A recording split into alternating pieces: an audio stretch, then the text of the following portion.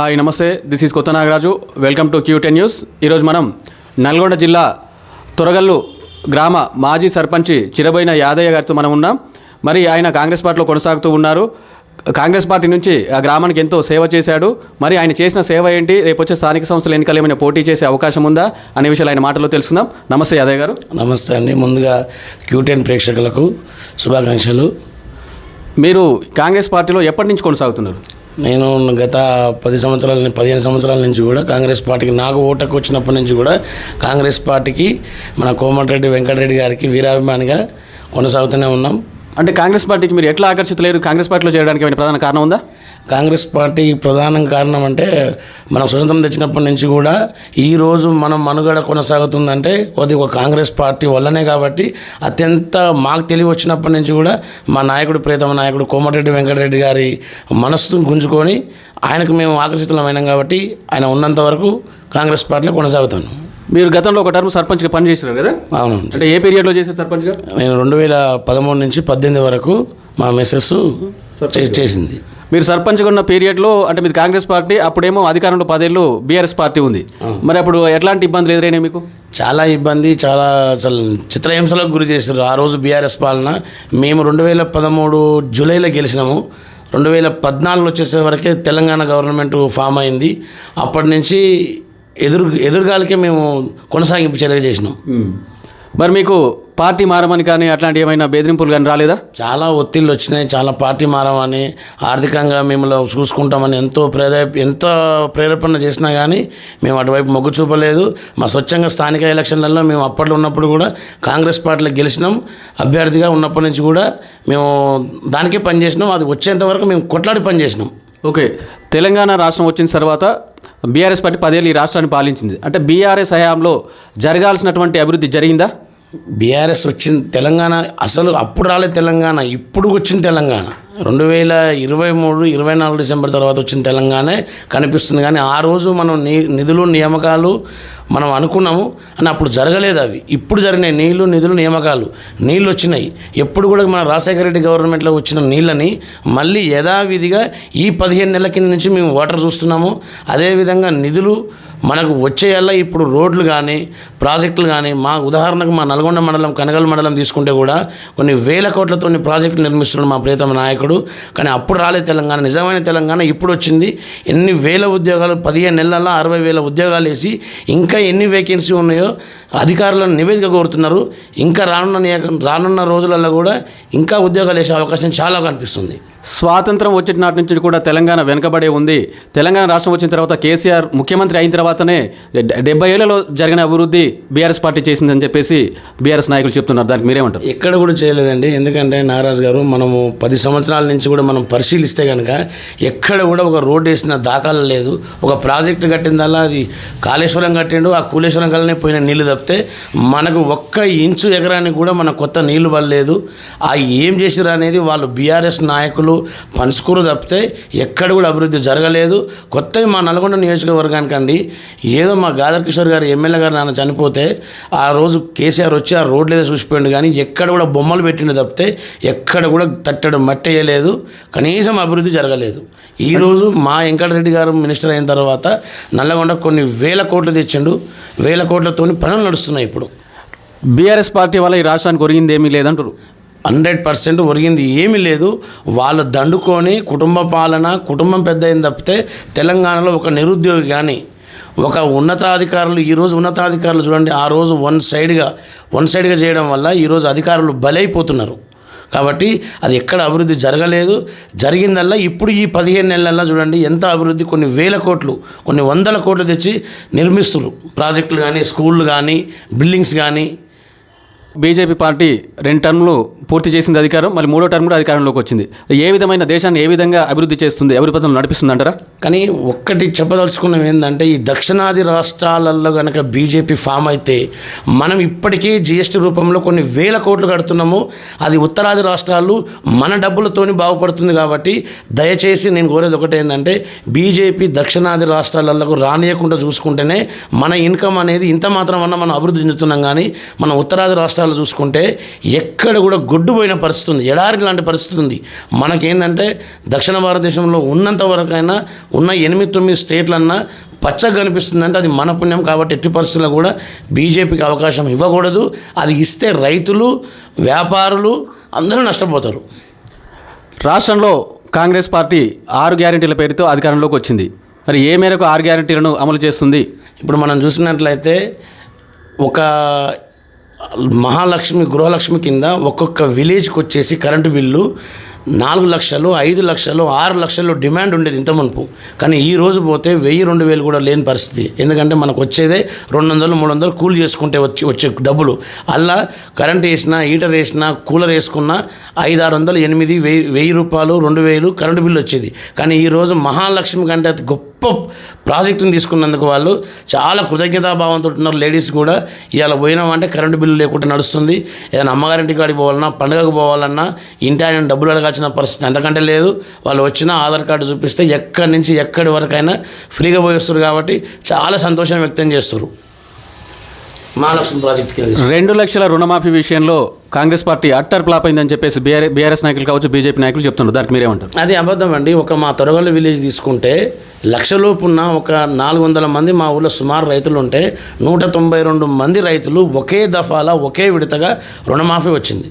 అదే రెండో విడత తీసుకుంటే 70 మందికి దాదాపు ఒక 20% ఉన్నమాట వాస్తవం. అది 2 లక్షల పైబడి ఉన్న వాళ్లకు మ్యూటేషన్లో ఏమన్నా రికార్డులలో తప్పుండి, పేరు తప్పు ఉండడం వల్ల, ఆధార్ కార్డు తప్పు ఉండడం వల్ల కొంచెం ఇబ్బందులు అయినమాట వాస్తవం. కానీ ఇంత రుణమాఫీ ఎక్కడ కూడా భారతదేశంలో కాలేదు. రుణమాఫీ ఎవరికి అయిందా అంటే బిల్డర్లకు, బీజేపీ గవర్నమెంట్ ఉన్న వాళ్ళు, పెద్ద పెద్ద నాయకులకు అయింది. ఈ కాంగ్రెస్ గవర్నమెంట్ ప్రజాపాలన వచ్చిన తర్వాత రైతులకు, సన్నకారు రైతులకు, చిన్నకారు రైతులకు ప్రతి ఒక్కరు కూడా అయ్యింది. నేను మొన్న ఒక ఇంటర్వ్యూలో చూసిన ఆమె ఏం చెప్తుందంటే, ఇట్లనే న్యూస్ వాళ్ళు వచ్చి అడుగుతున్నప్పుడు, అయ్యో నాకు రుణమాఫీ కాలేదే, నాకు ఏం రుణమాఫీ చేశారని ఆమె అడిగింది. నేను ఆ పర్సన్ని అసలు ఎందుకు వీళ్ళకి రుణమాఫీ కాలేదని నేను ఇన్వెస్టిగేషన్ చేస్తే కనుక ఏఈఓ దగ్గరికి ఫోన్ చేసి మాట్లాడితే రేషన్ ఆధార్ కార్డులో భర్త పేరు అదే ఉంది, తండ్రి పేరు అదే ఉంది. ఓకే, అలాంటప్పుడు ఎట్లా రుణమాఫీ అవుతుంది? ఇప్పుడు మనం పీఎం నరేంద్ర మోడీ గారు చేసిన 2,000 రూపాయలు తీసుకుంటే మాత్రం ఒక రేషన్ కార్డుకి ఒక ఇద్దరికే పడుతుంది. అలాంటప్పుడు నీకు ఆధార్ కార్డులో ఒక నేమ్ ఉంది, పట్టా పాస్బుక్లో ఒక నేమ్ ఉంది. అలాంటప్పుడు మ్యాచింగ్ కాదు. అది మన బాధ్యత ఏంది? మనం చూసుకోవాలి సక్రమంగా. అయ్యో నా ఆధార్ కార్డులో ఏముంది, నా పట్టా పాస్బుక్లో ఏముంది. అలాంటప్పుడు తీసుకొచ్చిన వాళ్ళు నికారచ్చుగా వీళ్ళు టీఆర్ఎస్ వాళ్ళు, బీఆర్ఎస్ వాళ్ళు, బీజేపీ వాళ్ళు ఒక బ్లేమ్ చేయడం తప్పితే నిజంగా నికారస్ అయిన అన్ని కరెక్ట్గా ఉన్న రైతుకు ఏ ఒక్క రైతు కూడా రుణమాఫీ కాకుండా లేదు. 2 లక్షల వరకు, 1,99,000 వరకు బాజాప్తుగా రుణమాఫీ జరిగింది. ఒకవేళ ఇన్ కేసు ఎవరైనా మాట్లాడాలనుకున్నప్పుడు బ్యాంకుకి వెళ్ళాలి. బ్యాంకు దగ్గర తీసుకొచ్చిన అవతల వైపు కౌంటర్ ఉన్న వ్యక్తిని ఈ మీడియా ముఖంగా నేను సవాల్ విసురుతున్నా.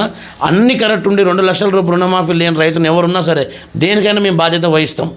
100% అలా జరగలేదు. వాళ్ళు మిస్గైడ్ చేస్తున్నారు. అన్ని పక్కాగా పట్టా పాస్బుక్లో, ఆధార్ కార్డులో సక్రమంగా ఉన్న ప్రతి రైతు కూడా 2 లక్షల లోపు వరకు రుణమాఫీ జరిగింది. ఇది వాస్తవం. కేసీఆర్ ఎన్ని కష్టాలు ఉన్నా కానీ రైతులను ఇబ్బంది పెట్టకుండా రైతు బంధు సమయానికి వేసేవాడు. ఇప్పుడు కాంగ్రెస్ పార్టీ అధికారంలోకి వచ్చిన తర్వాత మొదటిసారి ఎగ్గొట్టిండు, రెండోసారి ఎకరానికి 15,000 అని చెప్పేసి కేవలం మళ్ళీ 6,000కి వచ్చిండు, 12,000కి వచ్చిండో ఒకసారి వేసిండు, అది కూడా పూర్తిగా వేయలేదని చెప్పేసి ఒక విమర్శ అయితే ఉంది. ఇప్పుడు రైతు బంధు విషయంలో ఫస్ట్ రుణం మన విలేజ్ లెవెల్లో రెవెన్యూ అధికారుల దగ్గర తెలంగాణ గవర్నమెంట్ ఫామ్ అయిన తర్వాత కేసీఆర్ గారు ఒక న్యాక్ వాడిండు.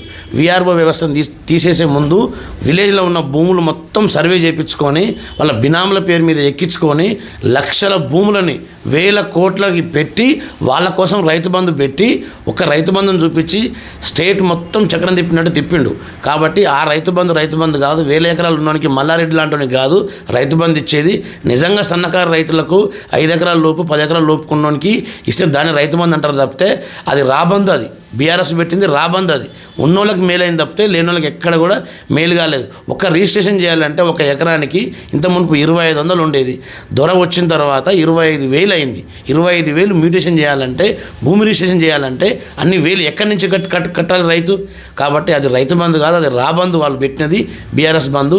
అసలు రైతు బంధు అనేది ఇప్పుడు రైతు భరోసా, ఆత్మీయ భరోసా కానీ రైతు భరోసా కానీ ఇప్పుడు జరుగుతుంది. 5 ఎకరాల లోపు వేసిన మాట వాస్తవం. ఎక్కడ కూడా ఏ ఛార్జీలు కూడా పెంచకపోవడంతో ఇబ్బంది అవుతుంది. అయినా 5 ఎకరాల వరకు జనాలు అయితే చాలా సంతోషంగా ఉన్నారు. ఇదే కావాలని కోరుకుంటారు. ఇంత మాత్రమే ఏమని కోరుకుంటారు. యాదయ్య గారు కోమటిరెడ్డి మంత్రి కోమటిరెడ్డి గారికి చాలా దగ్గరగా ఉంటారన్నారు. కోమటిరెడ్డి గారికి మీకు అనుబంధం ఏంటి? కోమటిరెడ్డి గారు ఆపత అంటే అత్యంత వేగంగా వచ్చి పరిగెత్తుకుంటూ వచ్చే వ్యక్తి కోమటిరెడ్డి వెంకటరెడ్డి గారు, మా ప్రియతమ నాయకుడు. ఆయన అడుగుజాడల్లో కానీ ఆయనతో పాటు పనిచేస్తే ఆయన వెనకాల నడుస్తుంటే అసలు ఏం చెప్పాలనేది కూడా రావు మాటలు. ఎందుకంటే మనకు కావాల్సింది మన చిన్న చిన్న కుటుంబాలు, బీద కుటుంబాలు. అన్నా అంటే ఆపదలు నేనున్నా అని అనుకుంటూ కావాలి. ఈ రోజులు అలాంటి నాయకులు ఎక్కడ లేరు. కాబట్టి మా జిల్లాకు, నల్గొండ జిల్లాకు అత్యంత కీ రోల్గా పాత్ర పోషించేది. నియోజకవర్గాలు చూడరు, స్టేట్లు చూడరు, ఎక్కడ కూడా చూడరు. మాకు ఆపతుందంటే ఆ టైంలో ఆల్తారు. మాలాంటి వాళ్ళకు, చిన్న చిన్న నాయకులకు కానీ ఊర్ల లెవెల్లో కావాల్సింది కూడా అలాంటి వ్యక్తి కావాలి. కాబట్టి ఆయనతో పాటు సచ్చేంత వరకు మేము ఆయనతో పాటే ఉంటాం. ఆయన అడుగుజాడలు నడుస్తాం. ఆయన శిష్యులుగా మాకు మంచి గుర్తింపు ఉంటే అదే సాలని కోరుకుంటాం తప్పితే అంతకుమించి మేము ఆయన దగ్గర ఏది ఆశించము, ఏది చేయము. 6 గ్యారెంటీలు అమలు చేయడంలో కాంగ్రెస్ పార్టీ విఫలమైంది. రేపు వచ్చే స్థానిక సంస్థల ఎన్నికల్లో బీఆర్ఎస్ క్లీన్ స్వీప్ చేయబోతుందని చెప్పేసి బీఆర్ఎస్ నాయకులు చెప్తున్నారు. దానికి మీరేమంటారు? ఇప్పటి వరకు మనం బీఆర్ఎస్ నాయకులు చూసుకుంటే ఓడిపోయిన తర్వాత దాదాపు 17 నెలలు కావస్తుంది. అసలు వచ్చిన పెద్ద మనిషి కేసీఆర్ విధ్వంసం సృష్టించి ఫామ్ హౌస్లో పడుకున్నాడు. ఏ ఎమ్మెల్యే కూడా నియోజకవర్గాలలో తిరిగి ఊళ్ళలో తిరిగే పరిస్థితి వాళ్ళకి లేదు. ఎందుకంటే వాళ్ళు చేసిన కిరాతకం, అరాచకం పంచాయతీలు చేసే పరిస్థితికి వచ్చింది కాబట్టి వాళ్ళు తిరగలేరు. ఇప్పుడు వచ్చిన పరిస్థితులలో ఇవాళ రైతు 48 గంటల లోపల ఓటీపీ వచ్చిన 24 గంటలలో డబ్బులు జమ అవుతున్నాయి. రైతులు చాలా ఆనందంగా ఉన్నారు. నల్గొండ నియోజకవర్గం కానీ చుట్టుపక్కల నియోజకవర్గాలు కానీ నీళ్ళతోటి ఉన్న పంటలు 1000 క్వింటాల ఒడ్లు పండిస్తున్నాం. మాకు కావాల్సింది ఏంది? విలేజ్లలో రైతు మనకు వడ్లు ఐకేపీ సెంటర్లు కానీ, ఎన్డీసీఎస్ఎం కానీ, పిఎస్సిస్ కానీ వడ్లు ఇన్ టైంలో కొంటున్నారు. ఇటువరకు వచ్చేది పట్టాల కిరాయి నెలల తరబడి మాకు వడ్లు అమ్ముడుపోకపోయేది. ఇప్పుడు మన కాంగ్రెస్ గవర్నమెంట్ వచ్చినాక, ప్రజాపాలన వచ్చిన తర్వాత వితిన్ 48 గంటల్లో డబ్బులు క్రియేట్ అవుతున్నాయి. అంతకు మించి వాళ్ళకి ఏం కోరుకున్న రైతు బంధు 5 ఎకరాల లోపు పడుతుంది. ఊళ్ళలోకి పోతే కరెంటు బిల్లు లేదు. జనాలు లేడీస్ పోతే వాళ్ళకు ఫ్రీ బస్సు.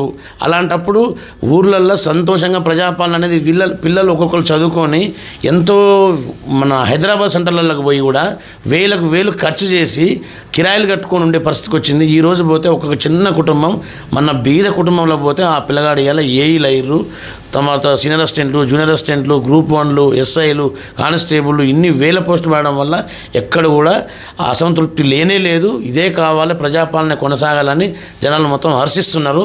అది జరుగుతుంది, ఇదే ఉంటుంది.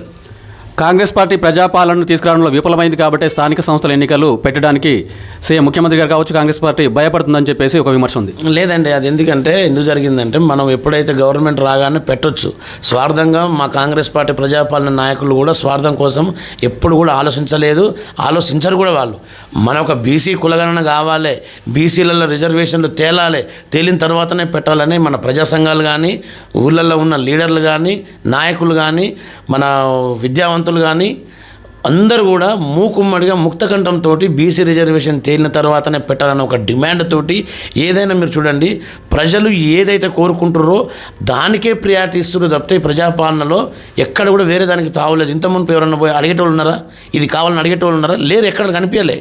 గత ప్రభుత్వంలో అడగడానికి అసలు అడగడానికి వ్యక్తులు కనపడటం లేదు. ఇప్పుడు ఏమంటారు, ముఖ్యమంత్రి గారు రెగ్యులర్గా చూస్తుంటే మనము ప్రజాపాలన పెట్టిన తర్వాత కూడా సెక్రటరియట్లో రోజు పోయి కలుస్తున్నారు, బయటకు వచ్చి కలుస్తున్నారు. మీ సమస్య ఏంది, మీ సమస్య అయ్యేంత వరకు మేము చేయమని చెప్పారు. ఇప్పుడు టాస్క్ తీసుకునేది బీజేపీ తీసుకోవాలి. పార్లమెంట్ అసెంబ్లీ నుంచి పంపించారు. ఇవాళ బీజేపీ చిత్తశుద్ధి ఉంటే టీఆర్ఎస్ ఎందుకు కొట్లాడతలేదు? పార్లమెంట్లో ఈ బిల్లు పాస్ చేయమని ఎందుకు అడుగుతలేదు? అడగదు, ఛాన్స్ లేదు వాళ్ళకు. ఎందుకంటే మన అభిప్రాయం మేరకే ఇన్ని రోజులు ఆపడం జరిగింది స్థానిక ఎలక్షన్స్. కాబట్టి వేరే ఉద్దేశం లేదు. రాజకీయంగా లబ్ధి పొందాలంటే 4 నెలల తర్వాతనే ఎలక్షన్ పెట్టేసుకుంటే స్కిన్షిప్ అయిపోతుంది. ఈ రోజు వరకు కూడా ముక్తకంఠంతో బీసీ రిజర్వేషన్లు 42% తేలాల్సిందే, వాళ్ళు ఇవ్వాల్సిందే అన్న కాన్సెప్ట్ తోటే ఆగిరు తప్పితే మరే ఉద్దేశం లేదు. ఇంకా రోజుకు ఇంకా మా గవర్నమెంట్ చెప్పినట్టుగా ఇంకొక 5 నెలలు 10 నెలలు ఆగి ఉంటే కనుక ఇంకా ఒక రేంజ్లో ఉంటుంది. ఇప్పటికే మంచి నేమ్ వచ్చింది. సన్నబియ్య కార్యక్రమం కూడా పెట్టుకున్న దానివల్ల ఊళ్ళల్లో పోయి బీఆర్ఎస్లు పోయి ఓటు అడిగే పరిస్థితి రాదు.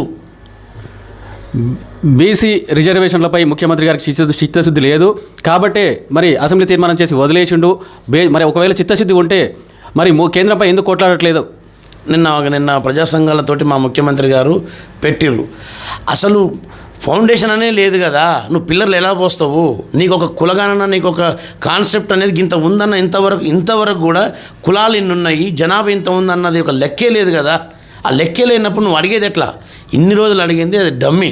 ఇప్పుడు నిజమైన కులగణన జరిగిందనేది వ్యక్తిగతంగా కాదు, అది 10 మందికి ఉపయోగపడేది.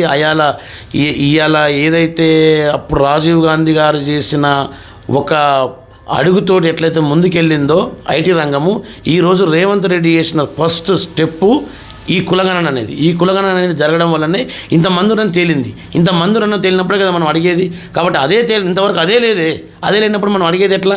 నిన్న బీసీ సంఘాల నాయకులు అందరూ కుసబెట్టిండు, మంచిగా కుసబెట్టి నిదానంగా మీకు ఏం కావాలి, మీకు ఏం అడుగుతున్నారు, మీరు ఏం చేయాలి. అలాంటప్పుడు ఆల్ ప్రతిపక్ష పార్టీలు ఎందుకు సపోర్ట్ చేయట్లేవు? కులగణనకు 100% సపోర్ట్ చేయాలి కదా.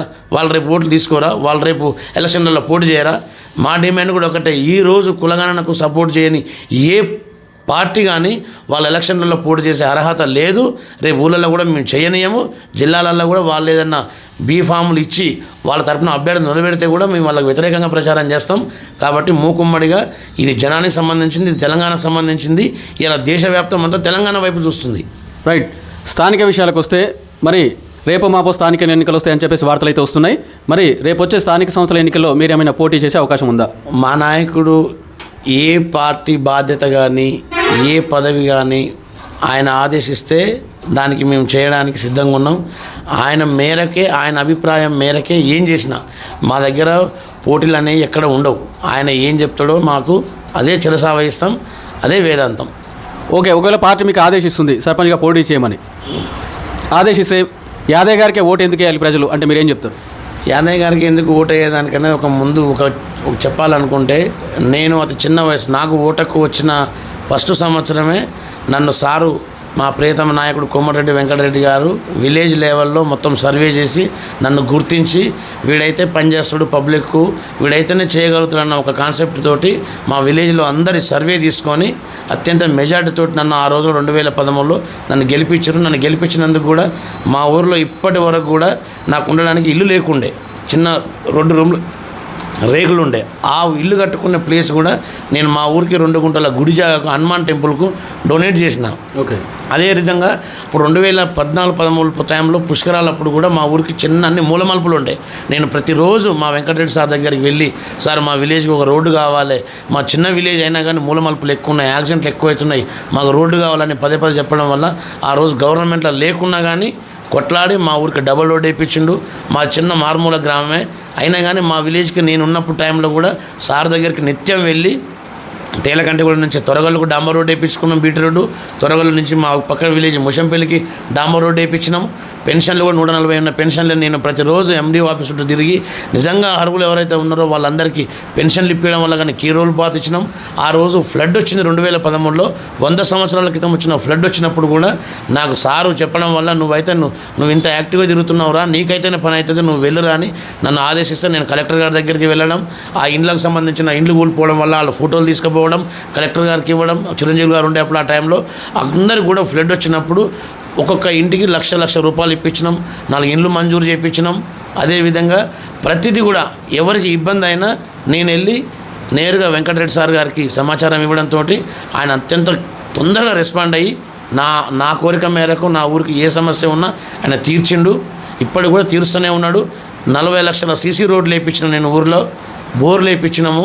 ఎవరిని కూడా అవినీతికి తావు లేకుండా మంచి నేమ్ తోటి మా సార్ పేరు ఎక్కడ ఖరాబ్ చేయకుండా నేను పనిచేసిన కాబట్టి నన్ను మళ్ళీ మా ఊరి గ్రామ పంచాయతీకి సంబంధించిన జనాలు వాళ్ళు పోటీ చేసి మీరు ఆశీర్వదిస్తే తప్పితే నాకు అంత ఉత్సాహంతో ఏం లేవు.